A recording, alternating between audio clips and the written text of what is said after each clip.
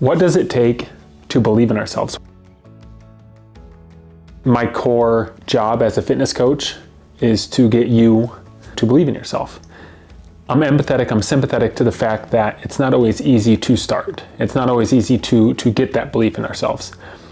And I'm going to give an example for myself, is I need to write more. I need to write for topics about doing videos. I need to write for articles on my website. I need to write to just get thoughts out of my head so I can learn to verbalize better, to communicate better. But I tell myself that I'm not a good writer. Now, is the reason that I do that, is that because I don't want to do it, so I want to procrastinate? I think part of it is, yes. But I know deep down, I know within myself that there's one way to get better at writing, and that's to write. And I think it's scary for me to think about writing because I know it's going to be probably pretty awful at the start. But there's one way to get better. And something that Jordan Peterson says in one of his books is treat yourself as you are, like you would treat somebody else that you're responsible for. And so I think about my son, and I think about how would I talk to him about his abilities? Would I say no, that you're not a good writer? Would I say no, that you can't do this? No, I would encourage him. I would push him. I would encourage him to try, to start, to do something, even if it's poorly, and build off of that. And so I owe that to myself to do that. I owe that to myself to talk to myself of, yeah, you can be realistic, and I can say that I'm not a good writer, and I can be honest with that. But I don't want to use that as a cop-out to say that I'll never have to write. I don't want to ever use that as a cop-out or an exit ramp to say, well, that's just never what I'm going to be doing. Now, if it's not beneficial for me, sure, there's things that you don't necessarily have to do because you're not good at them. But if there's something that you've been wanting, if it's me and my writing to progress my business, if it's you and your exercise habits to progress your health to feel better about yourself, to feel sexier, to feel more confident, that's okay. It's okay to be vain, because the secret is, I want that feeling too. And 99% of the people out there also want that feeling. I deal with clients that are in their teens, and I deal with clients that are almost 70. And almost all of them say that I want to feel better and look better. It's insane. It's something that we all desire. We all want to feel sexier. We all want to feel more confident. It doesn't just naturally go away as you get older.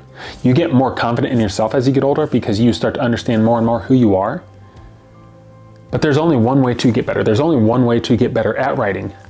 There's only one way to get that feeling of feeling sexier, feeling more confident.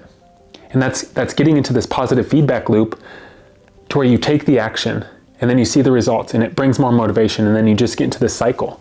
And it's a good cycle. It's the complete opposite cycle of coming home from work, plopping down on the couch or the chair, watching Netflix, eating chips, not cooking meals for yourself. It's amazing what a little confidence does for us. It's amazing what a little positive feedback does for us. And if you need that positive feedback, find a gym partner, find a personal trainer or a fitness coach. Heck, email me and we'll start a dialogue about what we can do to motivate you, to help you feel like it's working. But you're not alone. You're not the only one that wants to feel this way, or you're not the only one that feels like it's a big wide ocean and you don't know how to navigate the waters. You don't know how to swim. Find a life jacket first. Get training wheels for that bike to start, and then progress from there. Because I promise you, if you've been wanting this deep down for the past 6 months, the past year, the past 5 years, there is no better time than right now to start. All of that lost time that you could have spent on your health or on your fitness, that no longer matters. You can't take away, or you can't change the past.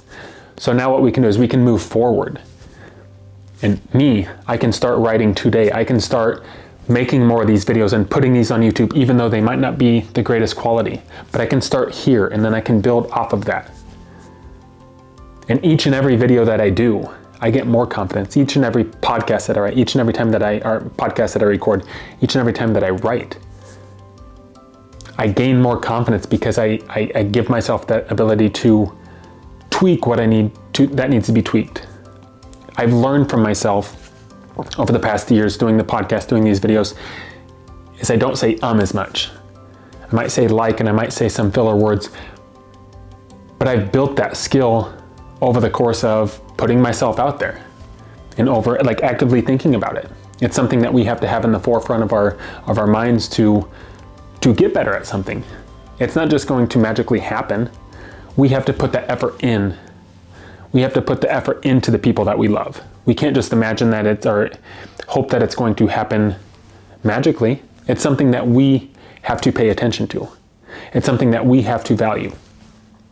There's no better time than now. There's no better time than this second. There's no better time than on your lunch break today from work to go for that walk.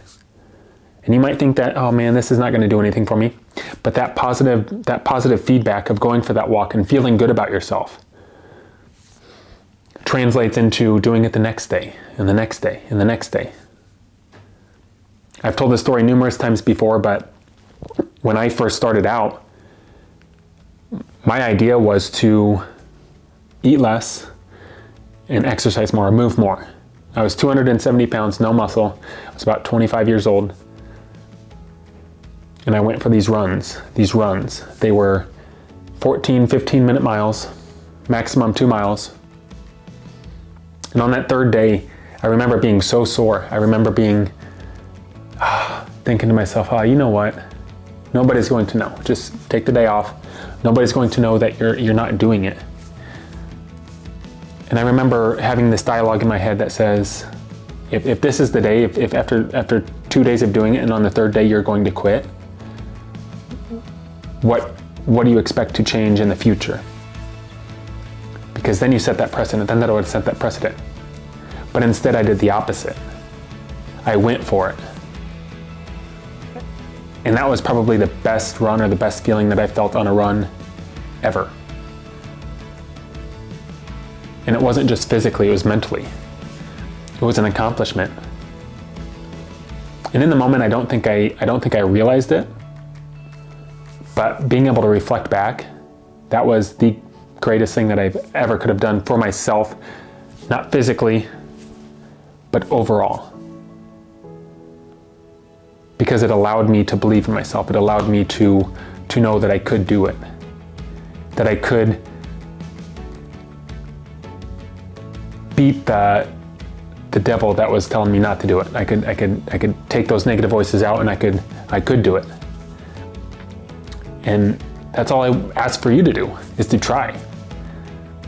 And you're going to suck at first, just like everything else. If you have kids, the first time they tried walking and they fell down, I'm pretty sure you didn't say, oh man, you suck, don't ever try walking again. You were cheering them on. You were saying, good job, that's awesome. Try it again. Walk to mama, walk to dada. Why would you do that to yourself? You deserve more. You deserve to believe in yourself. It's a great feeling. That confidence is a great feeling. I love you.